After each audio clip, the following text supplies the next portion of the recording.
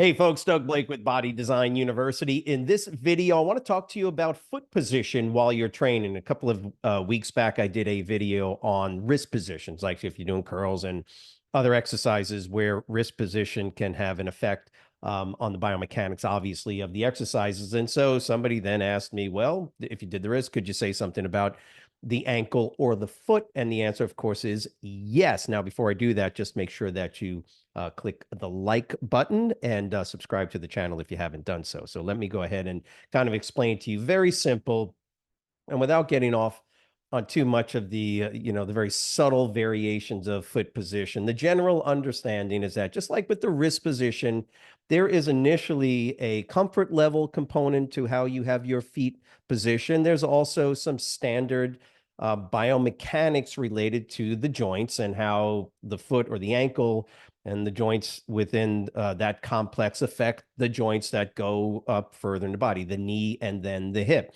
And this is one of the reasons why we have to understand some proper or some standard basic techniques for foot position. And now just keep in mind, the general understanding is that foot position really is only important when you're doing particular exercises such as squats or leg presses or hack squats, things like that. And I'll explain something about leg extensions because this is where I get lots of questions, the turning out of the feet when you're doing a leg extension, yada, yada, yada.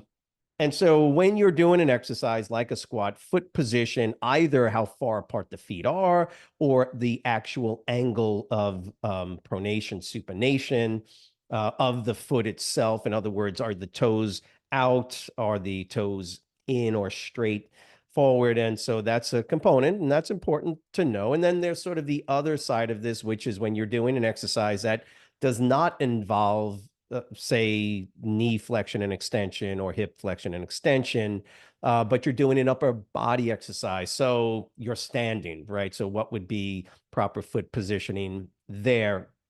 And so those are kind of the two components that we look at when it comes to what is, quote, proper foot position. Remember, first and foremost, we look at comfort as an important part of this, and then we look at the actual biomechanics. So if somebody says to you, well, I like to turn my toes way out, it just feels more comfortable when I do that when I do squats, I got to balance that with, is that really biomechanically the safest position to have your feet? And by the way, with some people, you'd be surprised because of the nature of their musculoskeletal system and their flexibility. For instance, it could be that sure they can do squats with their feet out and their knees kind of going this way because they have a high level of flexibility in their pelvis, their hip area. So that's something you need to balance and weigh out when you're watching somebody do an exercise like squats. So the general understanding, once again, keep in mind two things. Is the client at least comfortable when you're telling them to put their feet this distance apart? Or is that causing some pain or discomfort in one of the joints or even in the ankle joint itself, knees or hips? And at the same time, you're also kind of understanding that when you do an exercise like squats, you don't want the feet together, you want them further apart. And the general rule of thumb is shoulder width apart. This is how I always did it with clients. Start with shoulder width apart and then take one step out. And that's the start position for any average client. Okay. Now, I know what you're saying, but Doug, I want to build the outer component of my quad. I want to build the vastus lateralis. That's so ridiculous. And that is a whole nother video. Here's the reality is that putting your feet wider apart, the only thing that does, or the feet closer apart, the only thing that generally does, there is a minor increase or decrease in the neural activity, not enough to make any significant change in hypertrophy to the muscle. So don't be going feet close together. First of all, the biomechanics of that is challenging for most people, and you're not getting any significant hypertrophic response on the lateral aspect of your quad, the vastus lateralis. Okay, that's not actually correct. which leads to another exercise I was talking about, leg extensions. I see guys all the time doing leg extensions and then they turn their toes out as if they're going to somehow or another magically make their vastus medialis, the little teardrop muscle on the inside of it. It's all of a sudden going to direct and cause a massive hypertrophic effect by turning the toes out, which it's not going to do. Okay. The neural response will be increased. Yes. But the focus of the vastus medialis in this case is not to be more active when you rotate the feet outward. It's actually as you go and lock the knee out. So for the vastus medialis, the little teardrop muscle on the inside of your knee, it's actually potentially dangerous when you start turning your toes on. There's the biomechanics. Okay, so the confusion comes in when you think you are increasing hypertrophic response because of a change in the mechanical position of the joints. So again, and it's uncomfortable. And it's uncomfortable when you have somebody turn their toe out just because you think incorrectly that the vastus medialis muscle, for some reason, is going to, again, magically hypertrophy versus the normal increase in hypertrophic response for all four of the major of those muscles in the quadriceps. So foot position, don't be messing around with turning those toes way out. Same thing with squats. Again, is it comfortable? Probably not. Is it biomechanically problematic?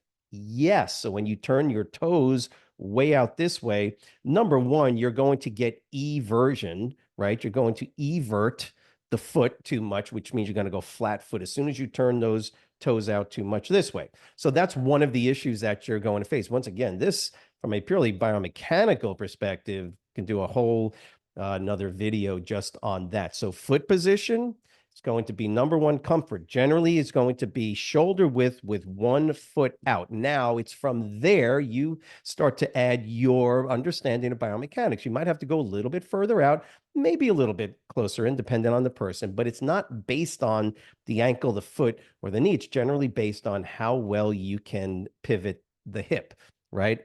And so for squats, in this case, your foot position should be a comfortable, not necessarily straightforward, but allow the person's foot to comfortably move out to again, a comfortable position that allows them to sit down comfortably, sit down and back, and allow for the appropriate flexion extension at the knee without having those knees bow out too much or cave in, right? So those are the things that are important to understand. So foot position, very similar to the wrist that I had spoken about in a previous video, is based on both the comfort component of it, right? If you tell a person, oh yeah, put your toes further out, that might not be comfortable, and there might be a mechanical issue related to that as well. So remember, most of what you're dealing with foot position is going to be related to the knee and the hip, and of course the upper body and how you keep your carriage and your rib cage up. So just keep that in mind.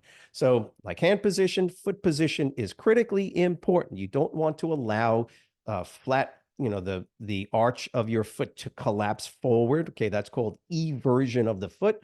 You definitely don't want that to happen. That generally happens as the toes kind of rotate outward. When you're doing an exercise on a machine like a leg extension, just let the foot go into its normal position. It'll generally rotate out a little bit, but don't force the feet out because you're trying to create an additional hypertrophic effect on a particular area or particular muscle in the quadricep.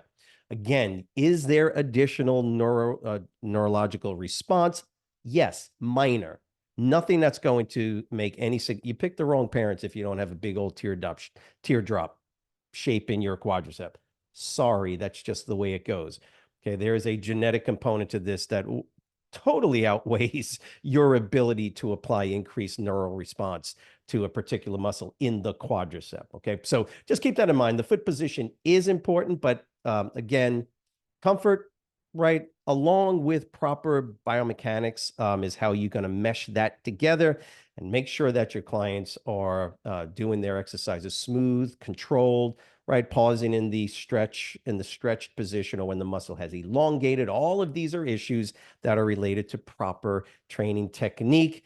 Please write the word understand if this made sense. If you want more, or you want me to elaborate on it further on a particular area that I just spoke about, write that in the comments section and just let us know how we can be of assistance. Have a great week. We will see you next week. Bye.